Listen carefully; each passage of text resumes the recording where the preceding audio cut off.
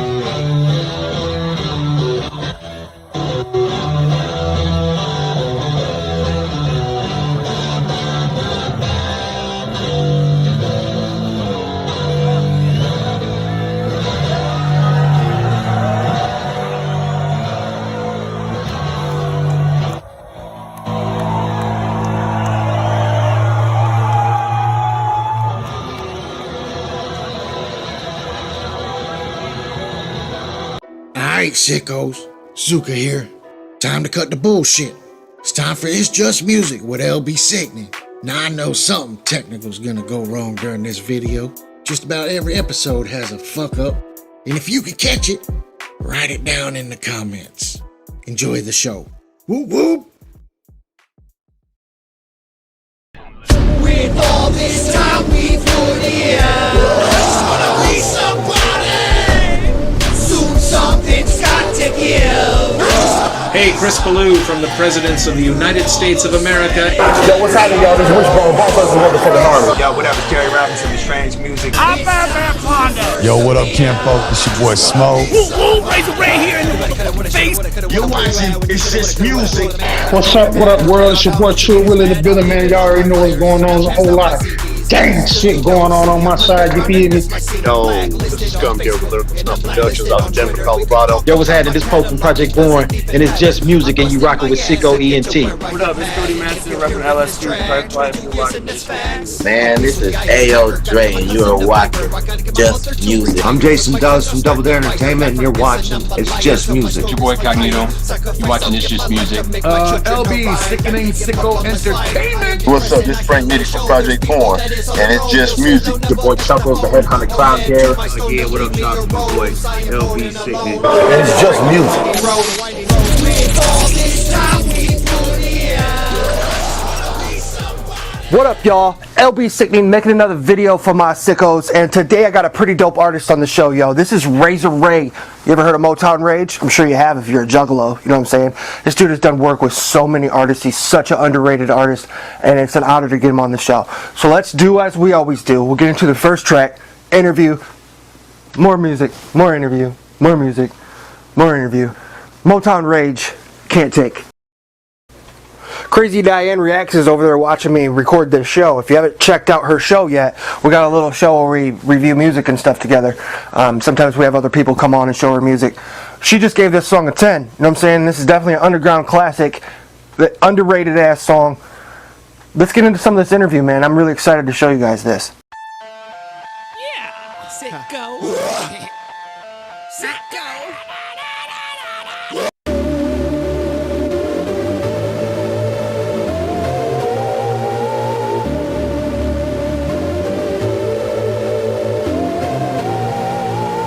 As fuck, wanna keep holding on, call me rabbit. Got these overalls in this jacket, got this pen and pad and I'm rapping. They tell me I shouldn't quit, they They tell me I'm gonna get rich. They tell me if I keep holding on, my life's gonna be the shit. But what's it worth? What's the purpose? I make my song, but you close the curtains, and I'm stuck inside these four walls. They call me crazy, and that's for certain. I've lost so many friends, I've made so many enemies. Talk with a long snout, Pinocchio. They counterfeit their whole life for show. Why you talking like you crazy? I'm driving the car and you miss Daisy. You hating while I'm percolating. I'm passing through, I never heard of you. And swear you come on, you and your whole man's scar. Did you beat up cause he's small and you laying in the yard? I told you that we sick, cockito, SicKKo ENT, strange music, no limit.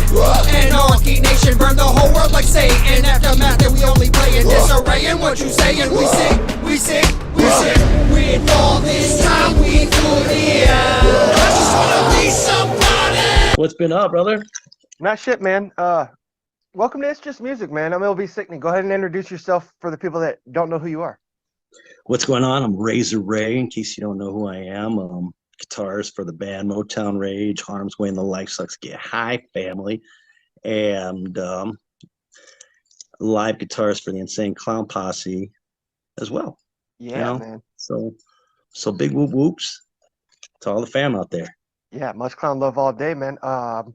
You know, I also got another band called Rising Up Angry. I don't know if I mentioned that earlier too, but we've been doing a lot of things down in the Florida metal scene out there, and you know, had some pretty cool shows opening up for Priest.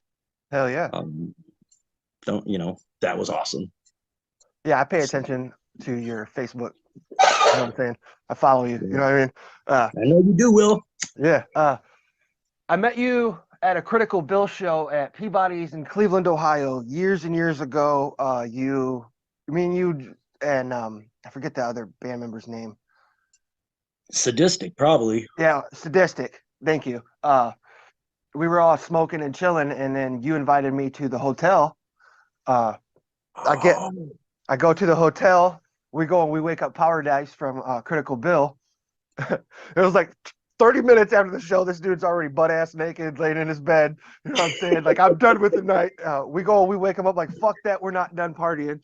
That's funny. Yeah, it was one of the nicest hotels I've ever seen in my life. It was in Cleveland, Ohio. So let's get into this interview, man. What first got you into music? You know, funny, really quick, we're shout outs to Critical Bill and shit. We're actually going to be doing a show with those guys for Thanksgiving. They have their annual Thanksgiving free concert that they do over at the Diesel Lounge in Chesterfield Township in Michigan.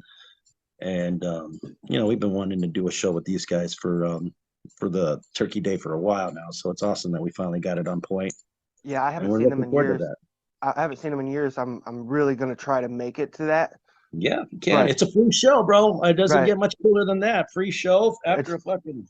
Yeah, but I live in Ohio, and it's going to cost me at least a couple hundred just to go, you know. But yeah, exactly. I'm gonna try though. So, what first got you into music, man?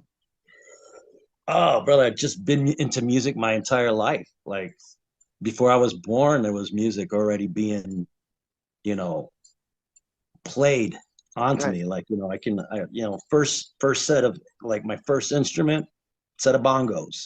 And it was the bongos that my mom used to put on her belly and play, and that ended up being like my first instrument, something that I so drummer first, then started picking up the guitar probably around 5 or 6, but didn't really get serious with it till about you get to that age of like 12, 13 when you start really noticing other bands, and you start to kind of notice a difference between the types of energies between bands. I grew up around music my entire life, and growing up in Corpus Christi, Texas, you get to grow up with this type of, there's a lot of Spanish radio, a lot of Tex-Mex, a lot of Tejano music. So you have that as, to add to your playlist, as well as all the other stuff that was on that air, which was, at the time, you got your rock and roll, you got your, for Texas, you got a lot of country down there as well. Right. But you also had a lot of like I was saying before, a lot of, Spanish music. So that was something that definitely kind of somehow worked its way into what I was doing. And, so it really was like around 12, 13 when it started to notice, heavier bands like, Motley Crue and Wasp and, early Metallica. And you know, once I got into Metallica, man, it was pretty much over with for a while. It was at least all the way up to the Black Album for me. But you know, they were definitely pretty influential. And the entire, you know, just that entire 80s thrash scene that was going on. So you had bands like Slayer, Megadeth, Metallica, Exodus. They were one of my favorites. And you know, everything from, you know, 80s thrash, Testament, Violence, you know, bands like that. Something that really irritates me and lightweight pisses me off. What's that? Eminem is in the Rock and Roll Hall of Fame, but bands like Megadeth are not. Ah, Eminem's not rock and roll, you know. no, man, he's hip hop all the way. But you know, you can understand where the establishment would think, well, if we can get Eminem to come out to our, you know, to grace, you know, our establishment, why not? He's definitely, you know, he's incorporated a lot of, you know, rock into his music, into the beat and into the guitars and stuff like that. So, you know, I got to say one of my favorite Eminem tracks is that I Am What I Say I Am, that he did with the Marilyn Manson remix. That was pretty awesome. Everything except for the diss to the clowns, you know. It was cool up to know, that. I'm glad that all got, you know, squashed and was taken care of with proof in a bowling game, you know. And we all like Eminem, come on, man. He's just like legendary worldwide status. And the beef we had with him, that was what, 11 years ago? You know what I'm saying? That's like, you know, beefing with somebody in high school and going to your like 20th high school reunion. Like you're still gonna have heat with that kid, you know? Yeah, I don't know what he calls. I don't know what he calls it, but we call it. You know, some people call it horrorcore, some people call it the wicked shit. But it was cool to see him dabbling with that again on the first Relapse record. You know what I mean? With like 3 a.m. I think it was called and stuff like that. But yeah, you know, there's no beef. You know what I mean? You know who squashed our beef was Proof before he passed away. You know, he contacted us and we had like a bowling game and everything. It was really cool, man. And you know, we're something different. You know, they could have skipped right over us and said, "Oh, forget them. Let's just squash beef with everybody else." But they included us. You know, they contacted us and wanted to squash it, and we squashed it. And ever since then, you know, we never spoke to Eminem ourselves, but no, there's no beef. It's just old, you know, and we're not really looking at how well he's representing Detroit because we're representing Detroit ourselves. You know what I'm saying? So we got our eye on that prize. At this point, man. Were you there for that? You know what? I wasn't there for the bowling game for that. I wish I was. But, you know, I had, you know, as far as I know, I don't know too many other guitar players from the Detroit scene that is, you know, managed to have the opportunity to work with so many different Detroit groups, you know. Right. You know, I was coming up with my band Harm's Way, and, you know, met up with Kid Rock at one of his shows. We approached him about recording, and that's when we recorded you know, the Stone Deaf Hits records that we were working on, which was just at the time, you know, it was blending in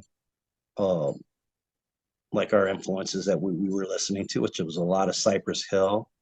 Hell yeah. And a lot of Pantera. So I mean, the idea right there was like, if we could create a Pantera Cypress Hill hybrid, that would kind of put us into like, you know, something cool category, you know, something a little different and from what everybody else was doing. You're such an underrated artist, man. You've worked with so many people, you know. Bro, thank you, my man. Yeah, bro. You know, somebody just hit me up the other day and they're like, dude, I don't understand how you work with all these people. We got all these pictures with all these major artists that you've been, you know, why aren't you rich? Why aren't you famous? And I'm like, you know, it's a funny question to answer because there's so many little things that go into that. You know, one is being at the right place at the right time is what it comes down to. It comes down to you know, luck, you know, but it also comes down to, I think, you know, you have to be persistent, you know, consistent with the stuff. And I don't know, like in my life, you know, there was probably a time when I was really, really just doing it. And then you get to a certain age where you're just like, you know what, it happens. And, you know, you just you just learn to live in the moment, Right. and those moments back in those days, you're always living in a different moment. You're not in the moment. You're like, you're hoping that you got a better gig coming up the following week, so you're never really never ever truly happy in music. Yes. Right, exactly. So Yeah. I'm definitely at this point in my life much more content than I've ever been. And I think for me too, back in 2013, I had a brain aneurysm, which caused me to have a near-death experience. Yeah, I remember that, man. I was worried about you. Thank you, brother. I appreciate that. A lot of people came to my side with, a lot of prayers. There's power in prayer, that stuff really works, and having that experience of a walk and talk with our creator is something that is, it kind of, for me, the answer to that question is like, I didn't have that fame and that fortune that you would think would come with somebody who has these talents and these connections. But I had that experience that was like way better. You know what I'm saying? It gave me a higher perspective and made me feel very blessed for the fact that if I would have had any of that kind of success earlier in my life and my career, playing guitar for Kid Rock, playing guitar for the Clowns, playing guitar, doing stuff with, Proof, and D12 and Bizarre, all these opportunities, an MTV VJ opportunity that was so close. I don't know if you remember or not, but they, back when MTV played videos and they had, a TRL, Total Request Live, with Carson Daly. Back when MTV mattered. Yeah, it wouldn't have mattered, right? Back when they were actually playing music videos. Had an opportunity there to be a VJ, and it was pretty awesome. Like, wow, to see what the other side, how they live, and just for a moment. But to think of any of those things that if they were to happen to me then, I don't think I would have been, I think I would have probably done something pretty stupid right in those kind of situations that I can be grateful for the fact that I'm still here now. I feel the same. I feel the same. I feel like if I would have been like a one-hit wonder with my music at a young age or anything like that, if I would have got really successful with it, I probably wouldn't be here today. See, exactly. You have had some sort of like, I probably would have banged too many broads, caught some sort of craziness, or somebody put something in my drink, jumped off the window. I don't know. Something along those lines. Some crazy drug. Retarded. Retarded. Yeah. But but back to where I'm at right now, it's definitely feeling just humble and grateful to be here, and that the people that I do get to work with is it's all bonus time. What I'm saying? Even talking to you right now, this is bonus time. Right. Appreciate that.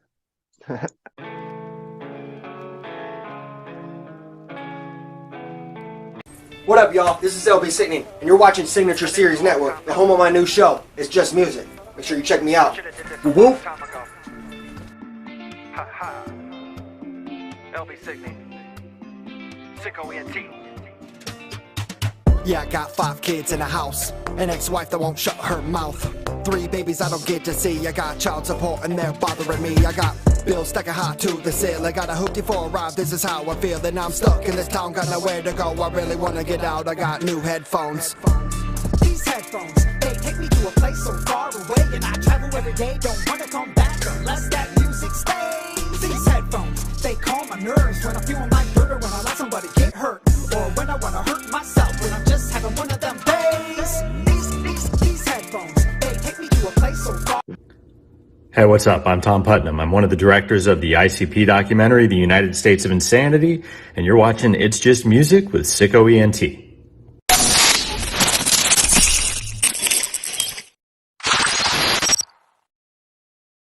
The thing is, juggalos aren't a gang. Right. This morning, the ACLU filed a federal lawsuit challenging the designation of a musical fan base as a criminal gang. I'd like to introduce the plaintiffs, the Insane Clown Posse. We're going to war with the FBI. We made USA Today's worst album of the year, GQ's worst artist of all time. We embrace the hate. People hate what they don't understand. Juggalos are still a group that is reviled and misunderstood. We're just one big family. We look out for each other. All of your family. His music isn't for moms. The FBI designation is unprecedented. The ACLU, they don't play. And it wasn't just about representing a bunch of people who painted their face. Our daughter's 4 years old, so are they going to consider her a gang member? This is a case that is important enough to go to the Supreme Court. It's fair to say that some were gang members. You know, the music is violent. If this would have happened to a band that America liked, the country would be up in arms about this. I'm an attorney. Can I speak to you? You with the ATF? We should point out one of them flicked us off on his way out. Stop and take us out of the equation. Look what they're saying. I am not a gang member. I am not a gang member. I am not a gang member. If having bad taste in music was a crime, every parrot head in the world would be on the gang list. If the government can target a group of people based on their musical taste, they can target a group of people based on any reason at all. You're making history. We're the good guys here today. If we don't do something about it, who's next? Where would it stop? Without these freedoms, we are not the United States of America. Yeah, SicKKo. SicKKo. So that was pretty dope, right? You know what I'm saying? It's cool to hear from him. We got some more interview coming. So we're gonna get into one of my favorite tracks by Motown Rage, yo. This is called I Like Them Hoes. Check it out. I've always liked the cover of this. If you look at the cover of this, it looks like a bunch of juggalos with their hatchets and meat cleavers and fucking axes and shit. We're fucking here to do some Motown Rage shit. You know what I'm saying? These dudes have been a part of the juggalo culture for fucking years. Let's get into some more of this interview. Let's go. Big brr. We did it, baby. Maserati. SicKKo, I see you, Motherfuckers know you my little Billy, man. They know you. Alright. So, I'm gonna say, yo, this is Eddie Cuts, and you're watching It's Just Music with SicKKo Entertainment. Salute. Y'all check out his podcast. He does a music review. He does music shows, all that kind of shit too. Nick Patton gave it a 10. Nice.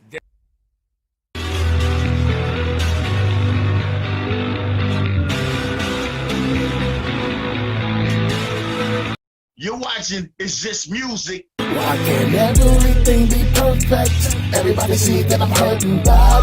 I'm out of service for certain. Seems that I'm sure it's out. With SicKKo ENT. Inside I'm crying, inside I'm dying. And I try not to show it.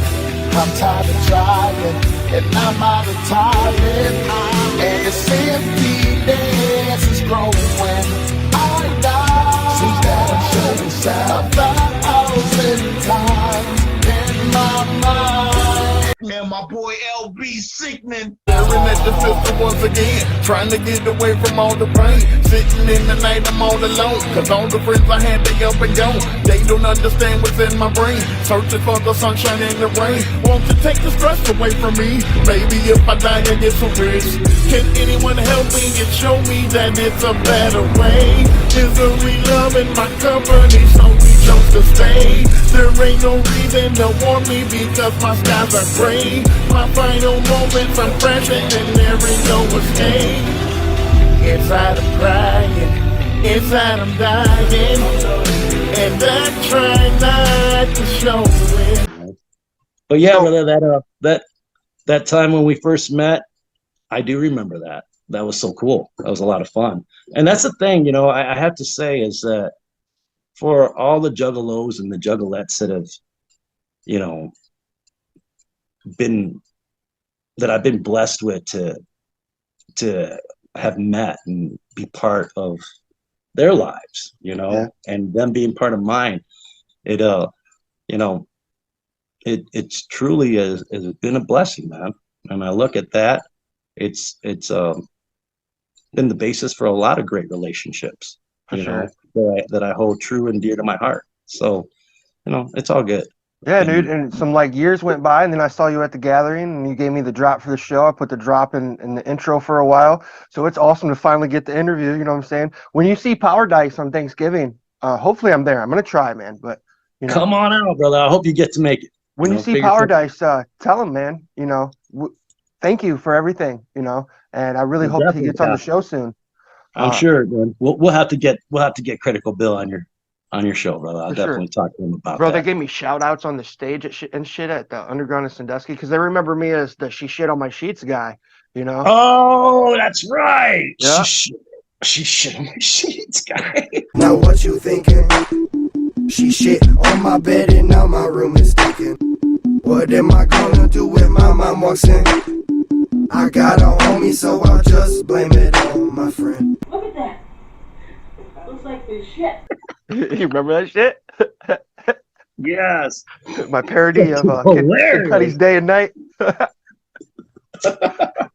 I mean, if there's 100 artists on stage, and one dude out of the 100 people are there makes a song called "She Shit on My Sheets," has a dude come up and smack him in the face with chocolate, who you gonna remember that night? Sure ain't gonna be the other 99 guys. It definitely, that shit sticks out. You gotta give them some shit to remember. Yeah, he ended up making jokes and shit on stage. Anyways, enough of Critical Bill, man. Shout out Power Dice, shout out Critical Bill. Shout out to Critical Bill. If you could open up a show with anybody that you haven't got to open up for, who would it be? God, that we haven't got to open up for. Who would it be? Alive or dead? Take the question how you want. Okay, well, in that case, I'm gonna say I would say Pantera.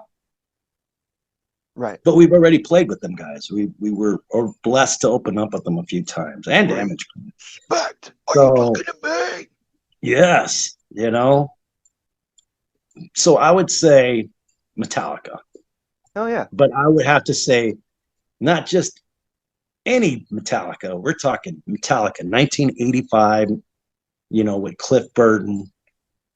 When they made the song "So What," I fucked a goat. So what? Yeah, exactly. When they were when they were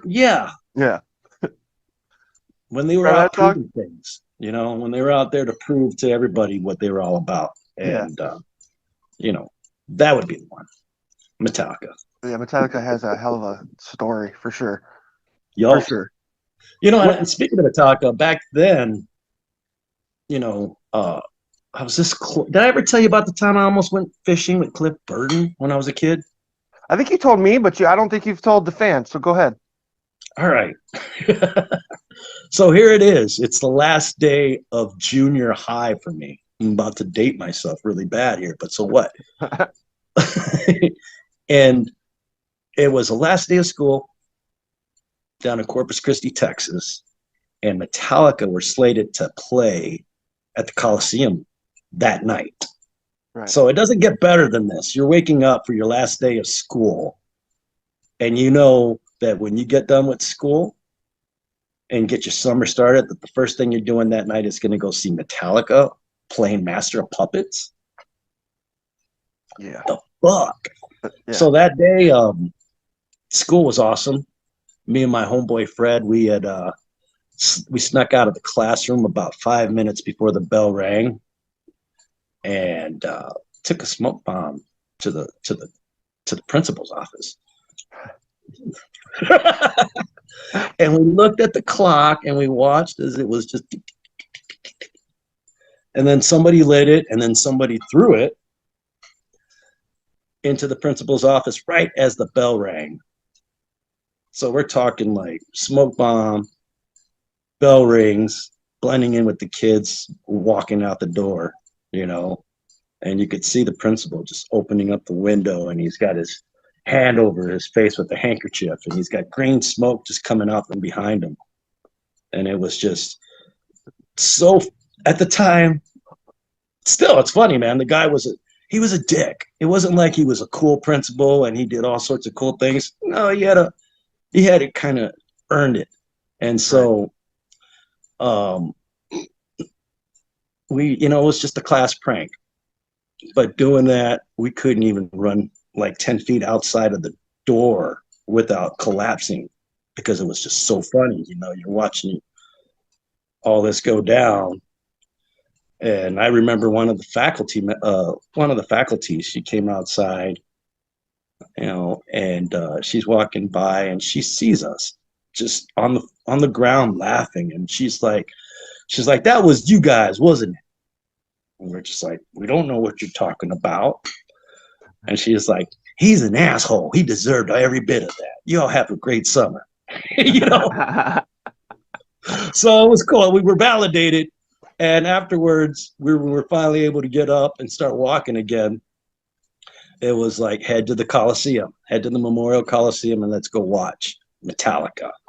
So, for a kid in 9th grade, it didn't get no better than that, man. After the show, we went back to their tour buses, and sure enough, they were all there signing autographs. And, first person I walk up to was Cliff Burton, and Cliff was just cool as hell, Right. Gives an autograph. Kirk Hammett, awesome, gives an autograph. Lars Ulrich, very cool, gives an autograph. And then when I get to James Hetfield and he's signing, at this point, I'm all marked out, bro. I'm like, super holy shit, I just met my idols. Yeah. And, I was just in awe.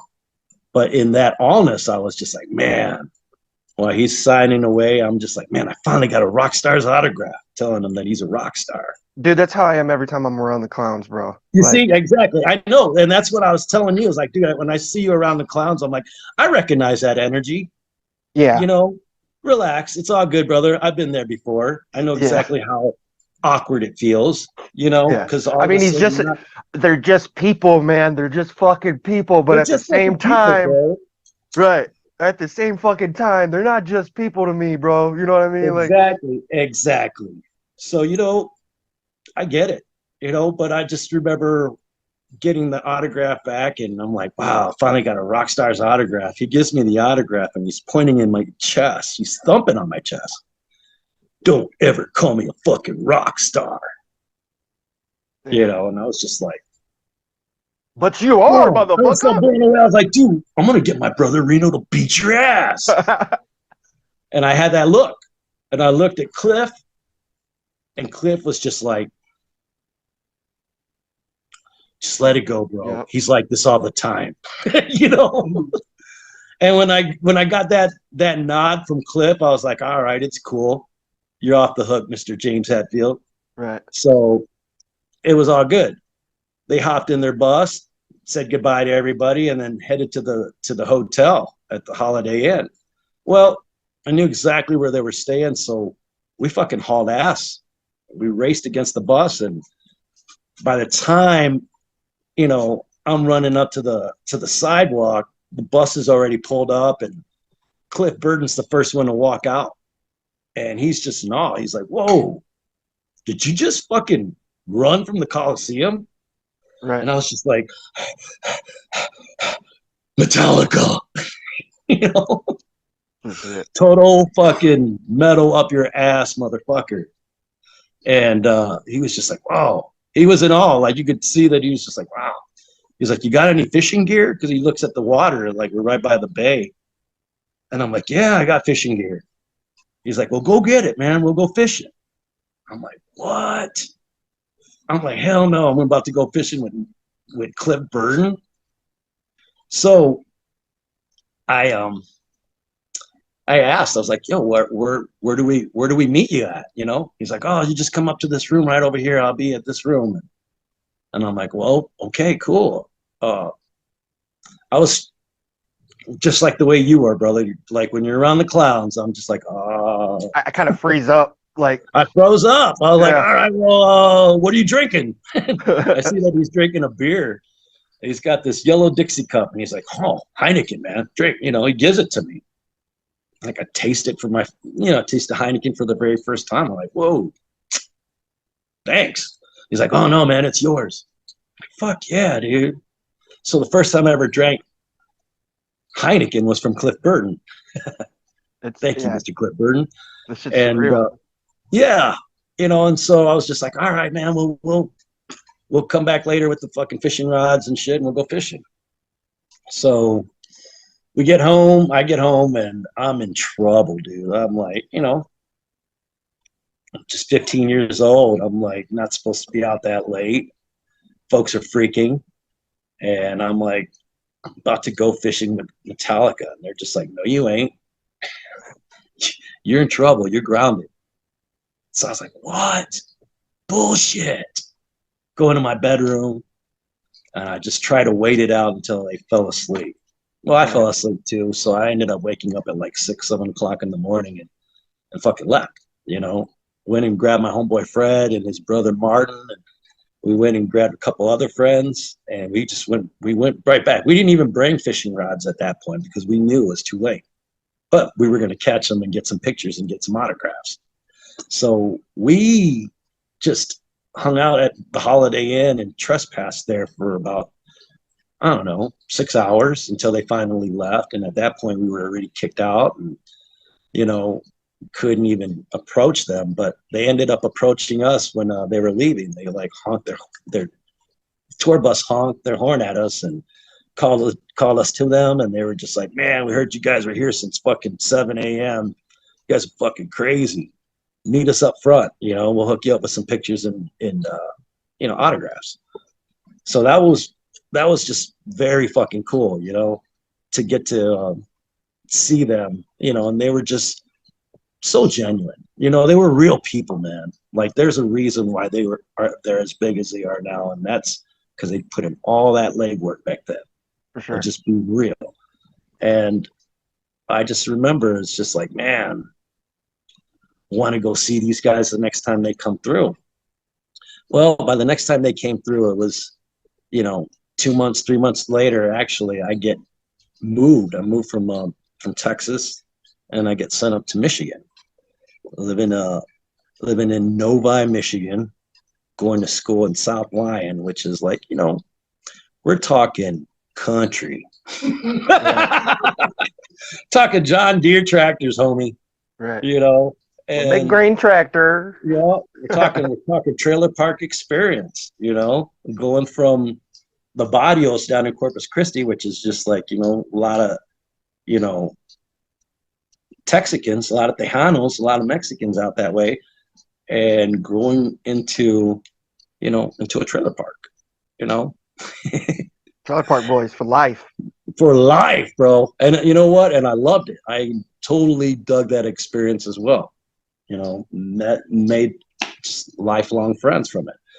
And, you know, it was right at that point, a couple of years later, that Metallica came back up, and they were doing, they were just even bigger than ever with the, you know, And Justice for All tour, and they were doing the Monsters of Rock tour with Van Halen and Scorpions and Dokken and Led Zeppelin clone band called Kingdom Come.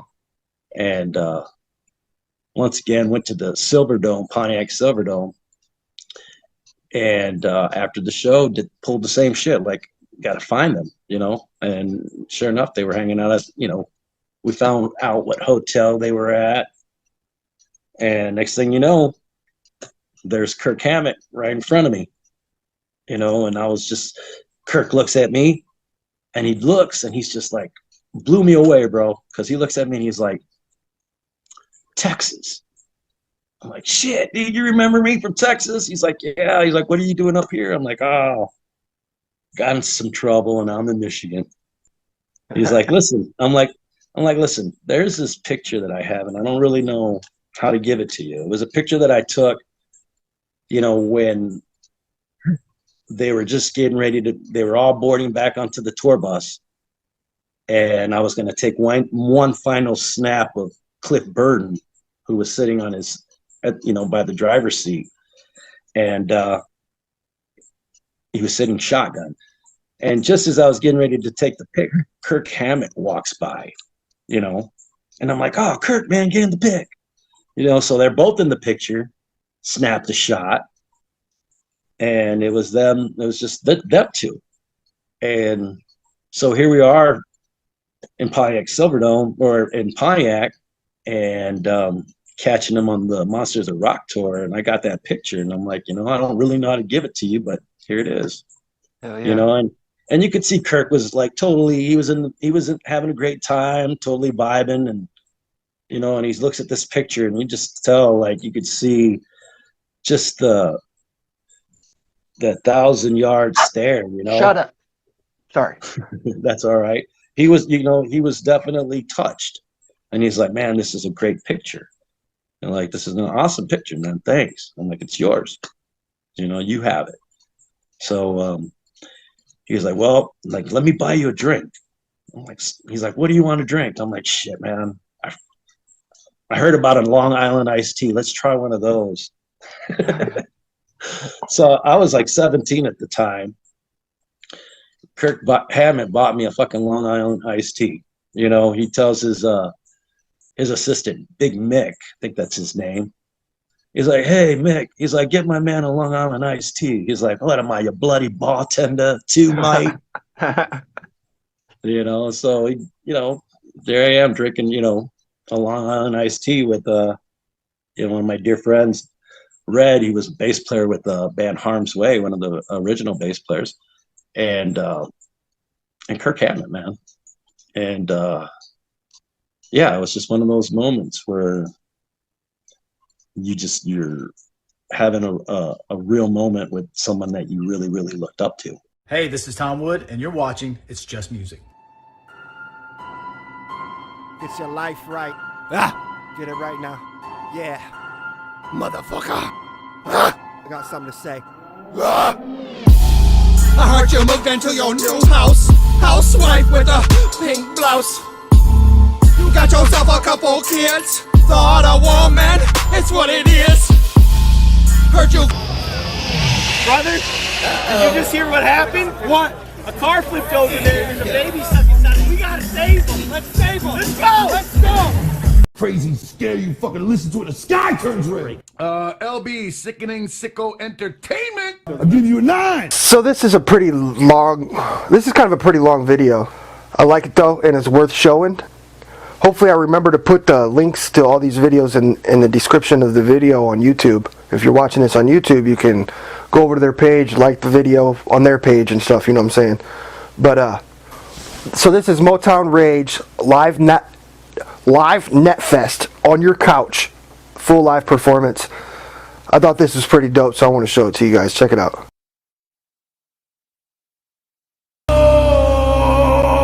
Netcast, what?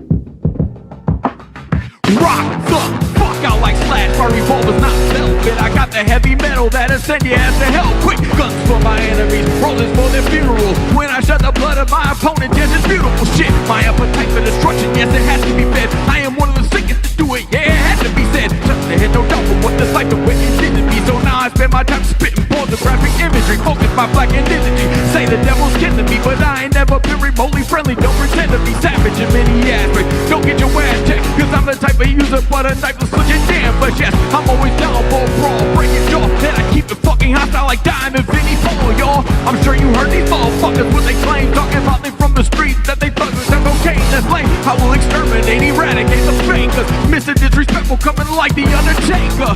The lights go out, my music hit the ground is popping. Won't ever be so bumming, that is not an option. Some say that I'm obnoxious, go tell it it's the truth. Maybe they heard I fuck a nun in the confessional booth. Rotary beads around her neck, face down in the Bible.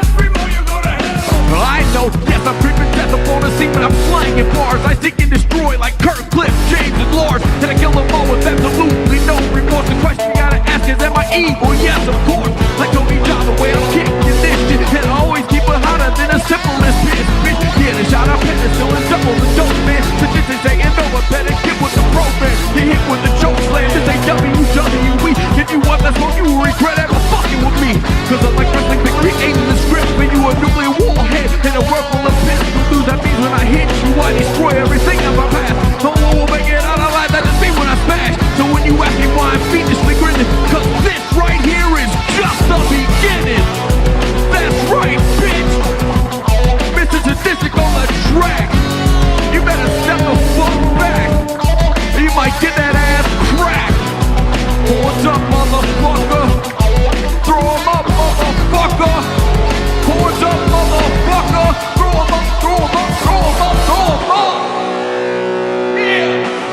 what'd you think about that, you little stupid looking fucking dragon? Don't call me stupid. Let's get into some more of this interview.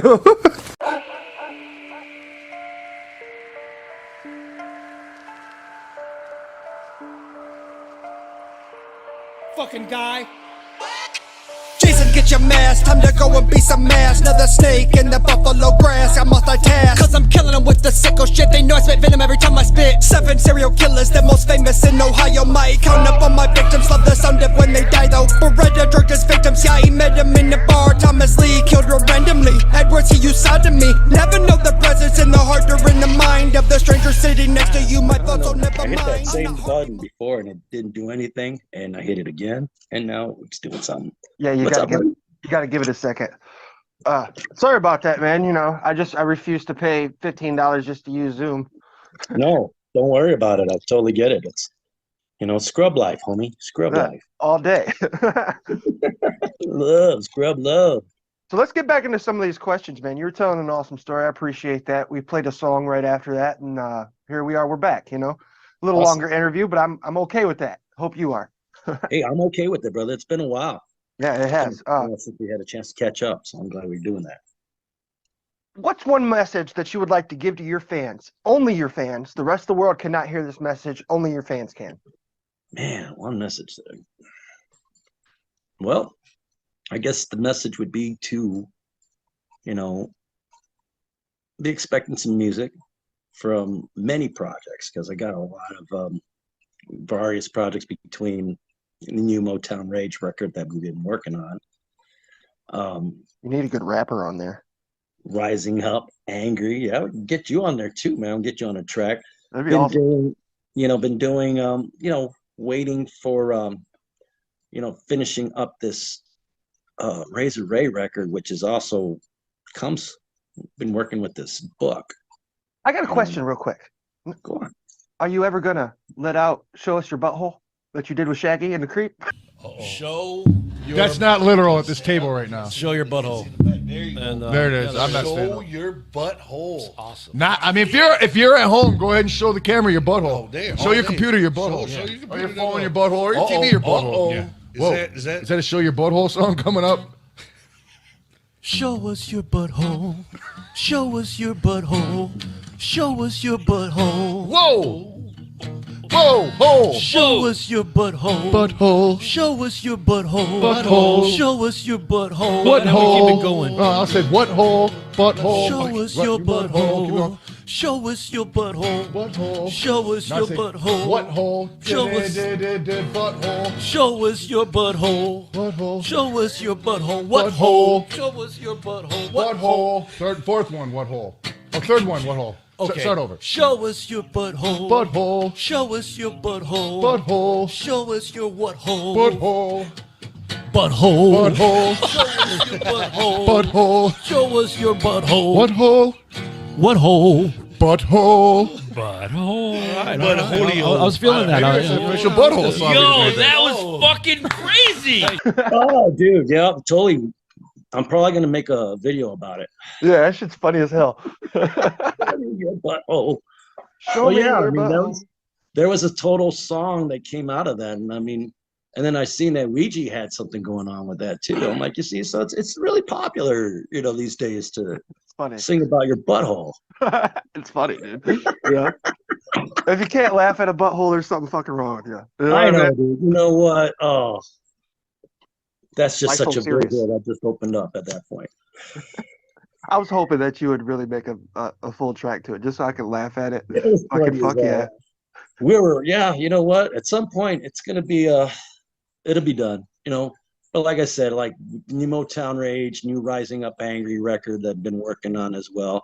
So Rising Up Angry is something that's different from Motown Rage, because with the Motown Rage, been doing a lot more, rapping, heavy metal. Rising Up Angry is pretty much just, it stays on the traditional side of heavy metal. Hell yeah. And and it's a lot of fun.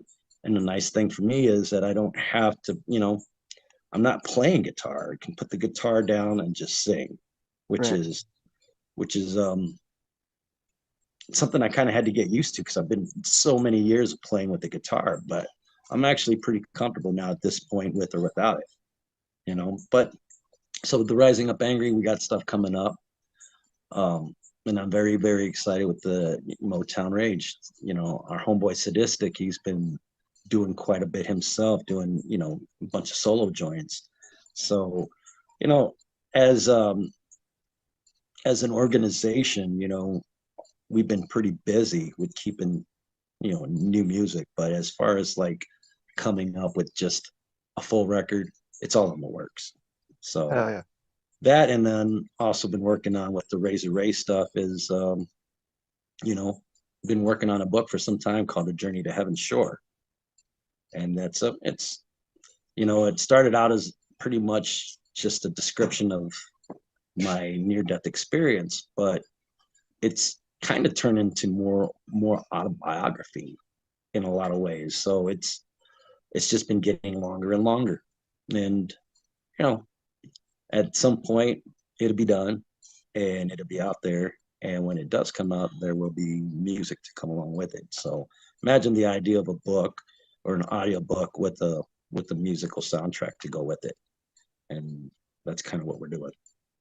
Sounds interesting. I'm gonna have to check it out when it's finished. Fuck yeah. What's your most useless talent? Most useless talent? Oh my God.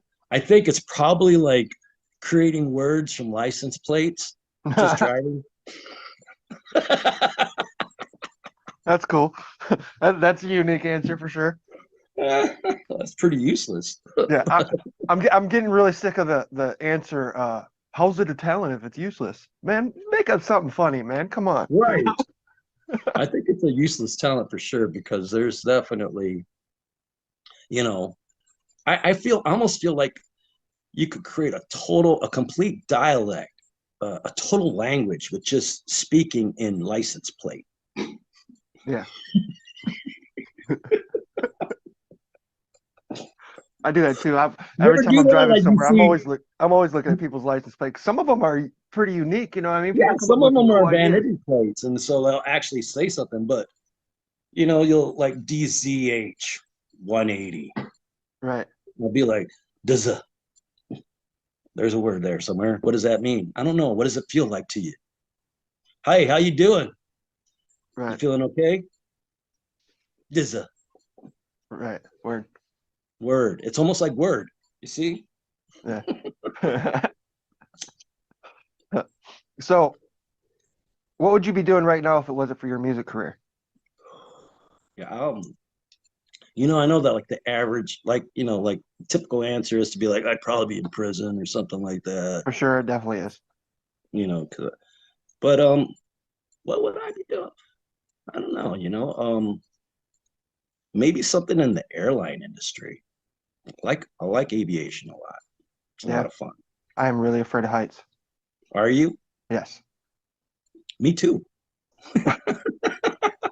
It's weird. After the brain aneurysm for me, I had like this weird thing of being enclosed in small rooms, so almost like claustrophobia, but then of heights too. Like, you know, I went up, I remember one year going up to the Sears Tower, and we were out, like stepping out of the area to look down, and I could definitely feel the heartbeat racing, and I'm like thinking to myself, I'm like, man, this never fucked with me before. Like, I've always been okay with heights, right? You know, but it was something that happened that was, you know, that was altered after the brain aneurysm for me.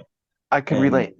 You know, so had to kind of like deal with that. Like, you know, going on plane rides, you know, I'd have to like just shut the window.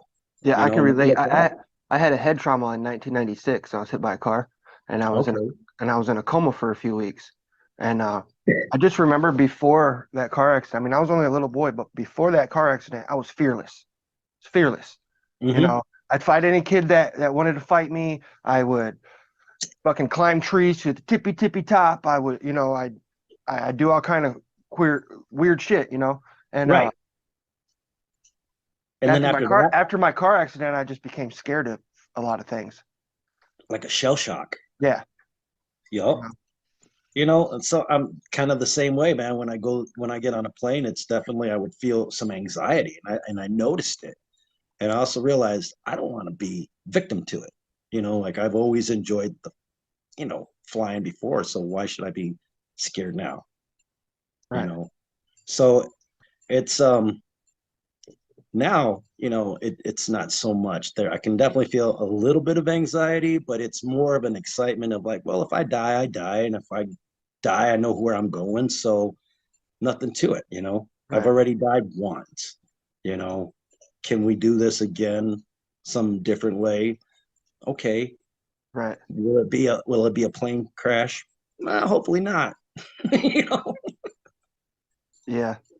But if it is, okay, I like just accepted it, Anybody that's never been through an experience like that, when you say I died once, they kind of look at you like, what? But when you've been through an experience like that, you get it. I've been there twice. I've been there twice. I know, and that was one of the reasons I felt like we had a connection. You know that? Yeah. Like, because you were talking about that, and I'm like, bro, I'm like right with you on that. Yeah. And that's one of the things that, that I was saying about, my involvement with working with ICP and being part of the whole psychopathic, production is that it's given me that opportunity to become family with so many, for sure, just cool motherfuckers. You know what I'm saying? That bring a great, perspective into your life. And that's one thing. I know you get it. But there's a lot of people out there that just won't ever get it. Right. But there's a lot of idiots in our family for sure. But that feeling that you get when you're at a gathering and you can feel it in the air. Right. That sense of unity, that sense of love, that anybody you walking by is your home. The people that get it, get it. Yep. The people that really get it, and that's like I got Juggalo homies that we beat the fuck out of each other. But we're still at, a week or two later we'll call each other up, yo, dude, okay, let's talk about this. That's family. Right. That's fam. Is it not? Do you not beat up your little brother? I mean, you know what I mean? Oh my God. Now I deal with, funny because now that I've grown up and I think back on that, I feel bad about. We're about to get interrupted. Hold on. Okay. Hold on. Hey, go sit down for a minute, please. Please. They just went to the store, got my son's birthday gift. Oh, how old is he? He's about to be 12. 12. Happy birthday. Tell your son happy birthday for me. She said hi. Is that your son next door? No, that's my aunt moved in with me and my girl. Nice. Yeah. Hi. Hello. I'll have her react to one of your. She's got a show called Crazy Diane Reacts. I'll have her react to one of your songs. Awesome. Anyway, go back to what you were saying. Sorry. I can't remember. I got short-term memory. memory. I knew it. I'm sorry, guys. This is why I don't do it live. That's all good. It's all good. All right, so I'll just ask another fucking question, right? Fuck it, right? Fuck it.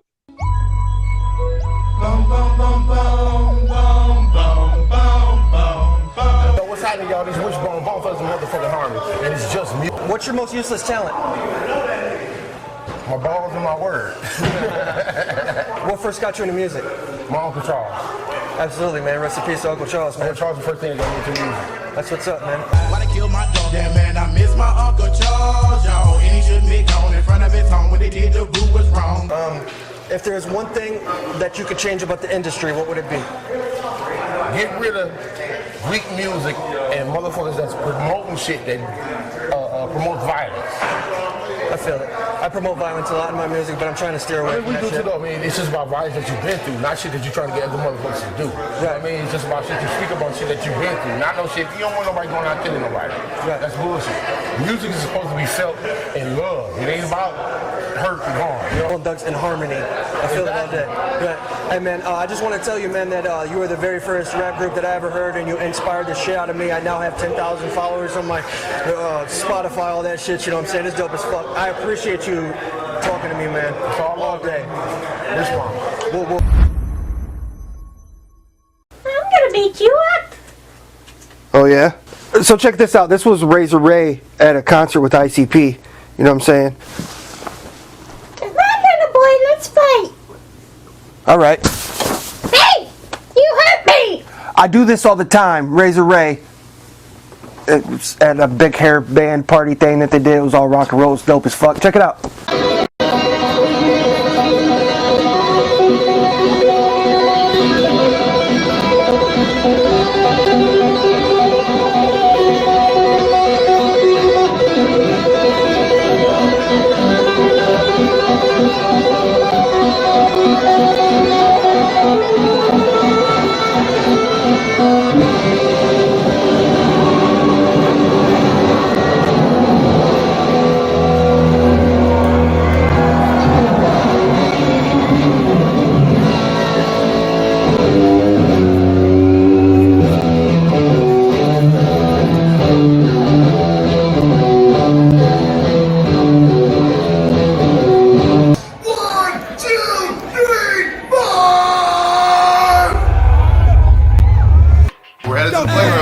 Yeah.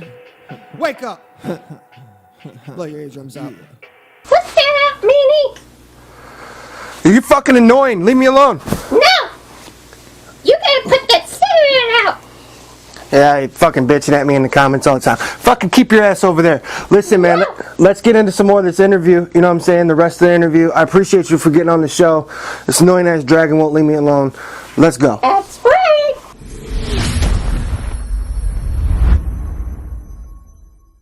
What's your most favorite and least favorite place that you've ever performed at? Shit on a venue.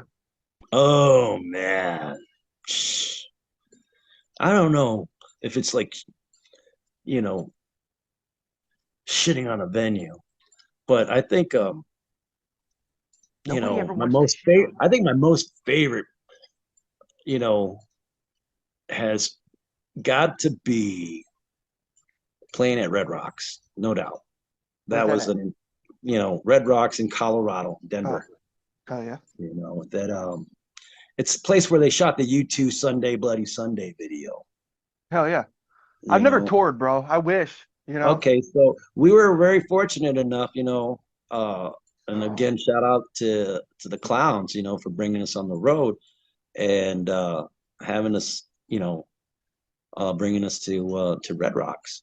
Right. And I'm trying to remember what event it was. It might have been like a Juggalo weekend or something like that. I can't remember. How many gatherings have you played? Just about all of them, ain't you? I wouldn't say we played all of them, but we definitely have played a lot of them. You know, I just, you know, it's funny because to me, they all, after a while, you know, like I think about them and they all definitely have individual times, you know, but at the same time too, it all just feels like a blur. Like, man, did we play there 3, 5, 10 times? I can't remember. Yeah. You know. That's how my memory is with the gatherings that I've gone to. If it's like at the same place, like every place at Nelson Ledges is all one memory. It's all one memory. Exactly. Even though it's 3 years, it's all one memory. Mm-hmm. Yeah, so I relate to that for sure. 100. Bro, what the fuck does it feel like to be a part of the Insane Clown Posse? You know, that's a good question. You know, you know, when I first heard, you know, Carnival of Carnage, you know, and everybody at the time, you know, my band Harm's Way, you know, we were all local bands, you know, ICP, they were at that time local, you know, and our boy Horse, who had, you know, he was bumping the fuck out of Esham, Kid Rock, and ICP, you know, turned us on to them. And, you know, and it took a minute to like, you know, you felt like you were getting hit by something, you know, I'm like, this is clown stuff. Yeah. You know, like they're clowning on motherfuckers, like, and it's outrageous, you know, it you know, it fermented, you know what I'm saying? and just to watch these guys, just their work ethic of just, you would meet Joe Bruce and you could see this look in his eyes that he's on a mission. Yeah. Don't undermine yourself, man. You are a part of the Insane Clown Posse. You've done a lot of work. You might not be Violent J and Shaggy, but you are ICP. Well, I thank you, brother. I just feel blessed to be part of the whole thing, Yeah. But they were always inspiring, like I always felt like, man, they're doing it, and it makes a person who wants to do it too be inspired from it. Absolutely. So I just feel blessed to be part of the whole thing, being invited to when we were invited just the first time when they had heard our Harm's Way and the LSGH Clan's first CD that was produced by Kid Rock. They called us up with such enthusiasm, like, man, you guys fucking are the shit. We want you guys to do some shows with us, and come and check us out. So the first show to actually see them perform in their fullness, like, was, right around the Riddle Box days before, That's when I got down, was the Riddle Box and that's days. when, it was like, wow, you could see, as that something was brewing, something was up, and as a musician, for a while there, everybody's peers, everybody looks at everybody and so what they're saying and so what they're doing, and to see how they were getting a mosh pit going. Yeah. With no drum, With drummer, rap, no right. guitar player. Like, we're talking just straight up rap, hip hop. Like, that was crazy. You just don't really see that kind of energy at a hip hop show that they were bringing, and it was really, it was cool. Humbling experience, right? Yeah, and to see, like, you were witnessing the birth of a genre, Yeah. and to get to be part of working with that. Well, it's been an absolute blessing, Like, I was recapping on some shit last night. I watched one of the Howard Stern shows that the clowns were on, and Violent J said something, and I mean, the video is almost 20 years old, and he said, 20 years from now, we're going to be known as legends. Who is this ninja? Wait a second. I know who that ninja is. They're not professionals. You couldn't hit a bull in the ass with a snow shovel, I bet, Yes. Hey, look, I got a 400-pound wife. I'll take you and them. Yes, and your mother enjoys my nuts. Yeah, that was pretty funny there. That was real creative. Your I shave that animal back every loves my night, twice a nuts. week. You get this wherever you go, don't you? Only here. Only here, really? Yeah. I mean, it wouldn't be. It wouldn't be for entertainment. If you Who's just screening these calls? No one. I'm telling you, no one is. All right, there's some more people here. Now, who are these people, Hey, Casey? Howard, this is like the craziest thing because the whole time these are the publicists for this band. Yeah. And they even lied to the publicists. They did. What band? What did they tell you guys? Slipknot. No, they definitely lied. Cold Chamber was pissed off, angry about the tour. It's Florida Joe. Florida Joe. Cold Chamber. They got thrown off the tour. They supposedly left the tour. They did 2 dates that worked. They did Pittsburgh and they did Philly. I was at both shows, and after Cold Chamber got off stage, 400 or 500 kids left. Herbie Whistle Neck. There was a lot of kids that left, so it wasn't just that they weren't drawing any people. I was there. No beer. Oh, hey, look at Herbie Hummel. Brother, you're wrong. Nah. Let me tell you No something. way. You look on the website of your site, you had every fan on your label emailing about how come they're not on the tour. It was a great bill. I'm not football, but call me and say I'm the Kalamazoo. Let's do this. Well, let me ask 400 you a to 500 question. people Let me left ask you a after question. both shows. Let me ask then you a said question. no pyro this, no pyro that. Let me ask you a question. Seems like it was a thing of maybe jealousy or envy more than anything else. Don't say something to get you slapped. All right? Let me say this to you. Let me tell you something. Don't get your face busted, money. If it worked out, and if it was all great and everything was lovely, why would we have thrown them off the tour? That's a good question. That's what they wanted answered. It didn't really go down in here the way I think. Well, the guys have a different point of view than you guys. There's highways coming in off the pier. There's like, on the pier. It's like, you have the thing on this thing. It's a cold chamber.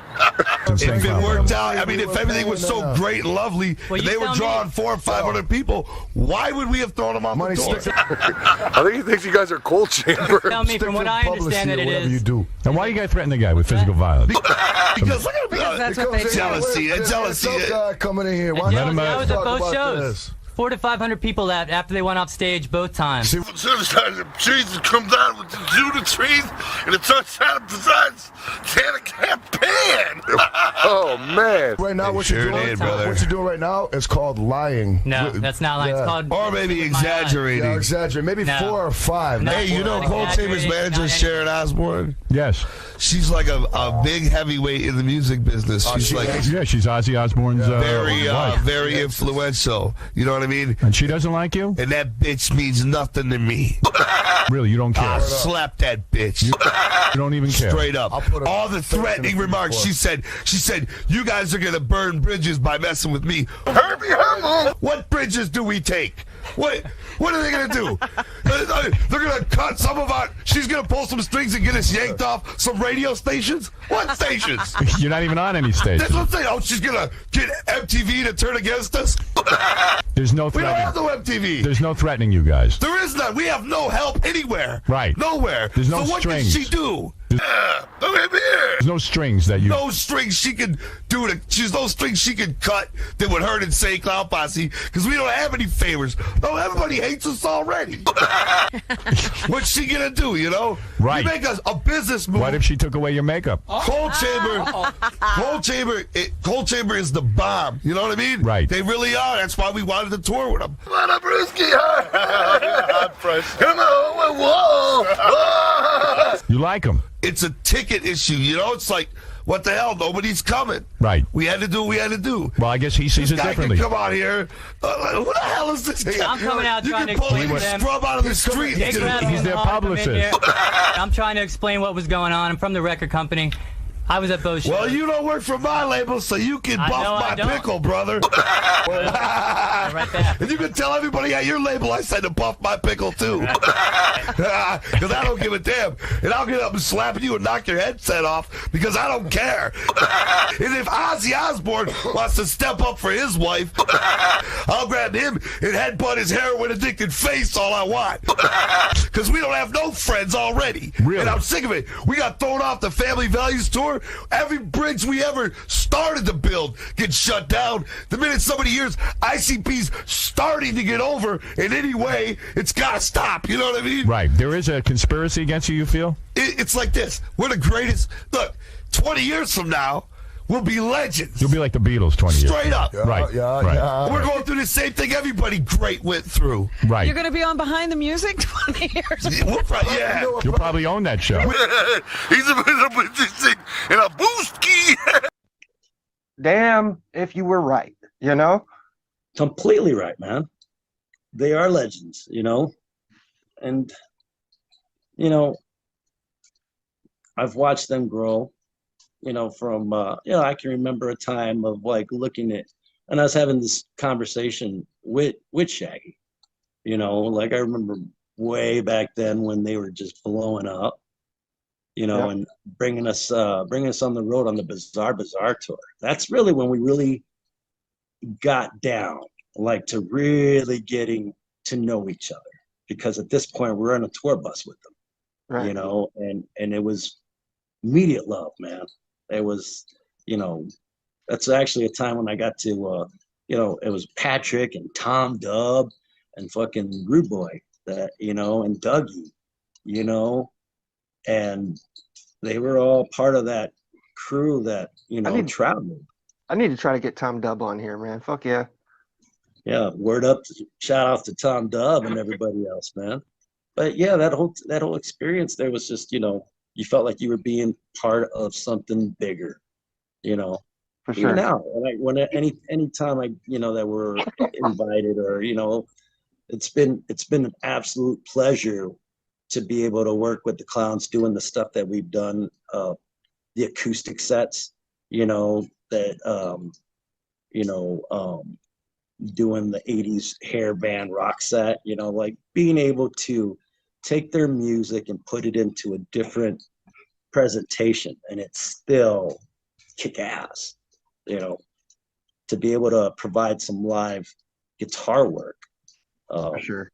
It's, you know, as a guitar player, it's, and as a musician, it's a great deal of fun. But then when you're working with, you know, entertainers of this caliber that are this professional in their presentation and how, you know, they put on a show and everybody loves it. Doesn't matter if you're a fan of the band or not, you're going to be entertained. And that's, you know, that's huge. That's one of the things that I love about them, you know. For sure. Is that there is no doubt that they are legends, you know. My kids are about to come home, so I kind of got to cut the interview a little short. I appreciate you getting on, man. It's been fun, and I hope about a year from now I can get you on again and get an update from you. That'd be cool. Yeah, brother. I look forward to catching up with you, my man. Definitely feel free to reach out whenever. Okay, yeah, you got my number. This is Clownbus, and you're watching It's Just Music.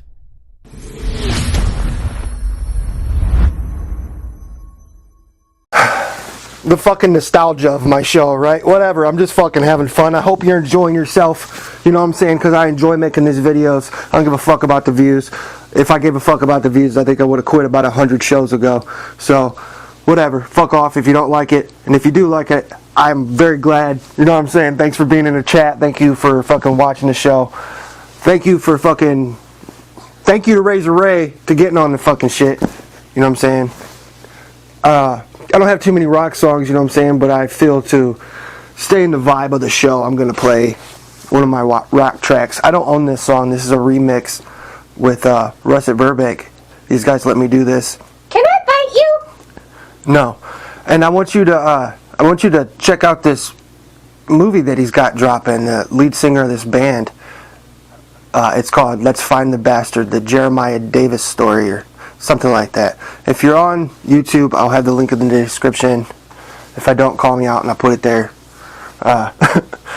There's always a fuck up, like it says in the beginning of the show.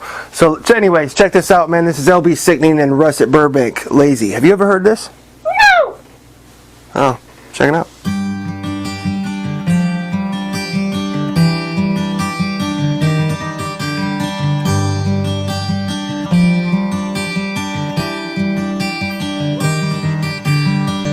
Tired of everyone telling me I am wrong. I'm sick and tired of all this pain inside. Don't wanna live, but I don't wanna die. Things were so much easier when I was emotionless. Feel hopelessness and emptiness and isolated. Sick of this, trying to find my way back home again so I can be alone again. Inside my mind it's hard to find everything I've left behind. But I'm moving on, I'm moving up, I'm moving now. Sick and tired of living life within the shadow of a god.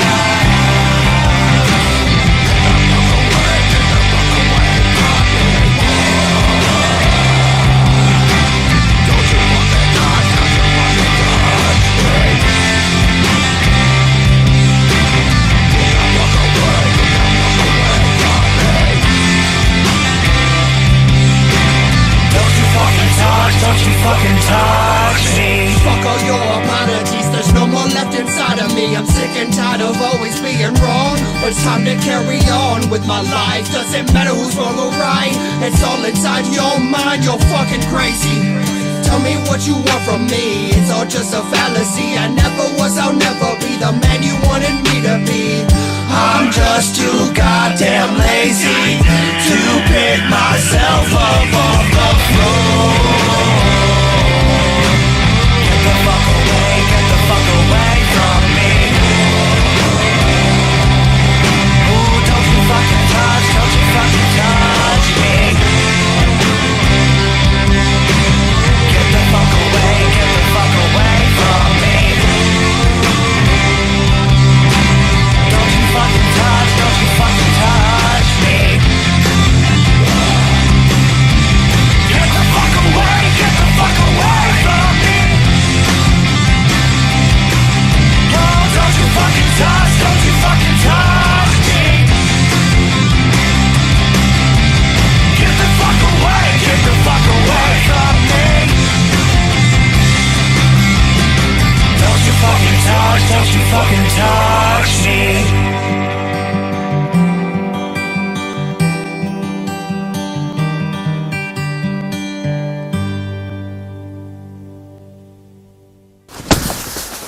LB Sickning making another video for my sickos. I appreciate you.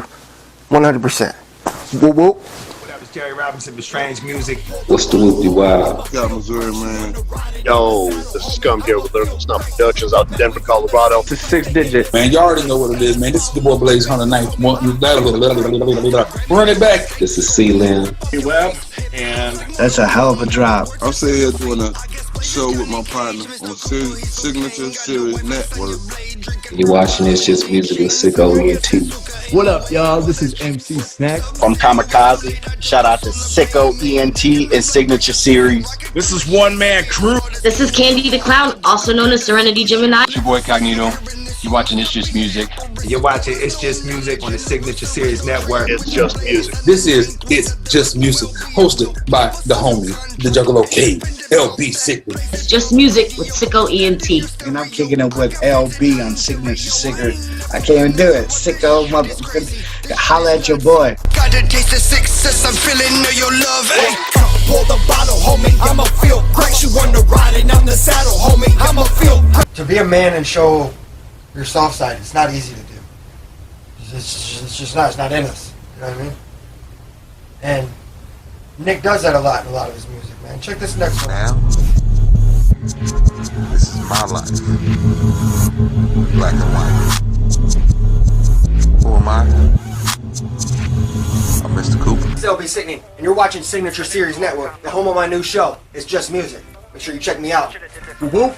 Crazy scare you fucking listen to it, the sky turns red. LB, Sickening SicKKo Entertainment. I'll give you a 9. Back in the booth and leave it to Lil Billy. I'm vibing really, still chasing me a million. From the beach in PC, R.I.P. Harley Dillon. Hey, and I'm dipping when I'm sliding. 26 is on the Chevy, so I'm dripping when I'm riding. Yeah, and that Rello burn slow. Little leaguers on gold, they can't wait to turn pro.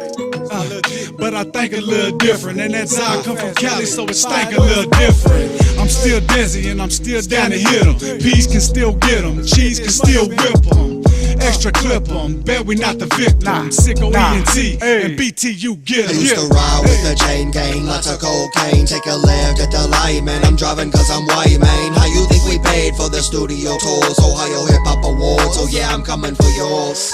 I changed my life, man, I'm trying to live right, man. Baby boy stabbed, yeah, somebody's trying to fight, man. They're trying to bring the beast about me, let the devil sleep soundly. SicKKo ENT is better than you. I used to ride with the chain gang, lots of cocaine. Take a left at the light, man, I'm driving cause I'm white, man. How you think we paid for the studio tours? Ohio Hip Hop Awards, oh yeah, I'm coming for yours. I changed my life, man, I'm trying to live right, man. Baby boy stabbed, yeah, somebody's trying to fight, man. They're trying to bring the beast about me, let the devil sleep soundly.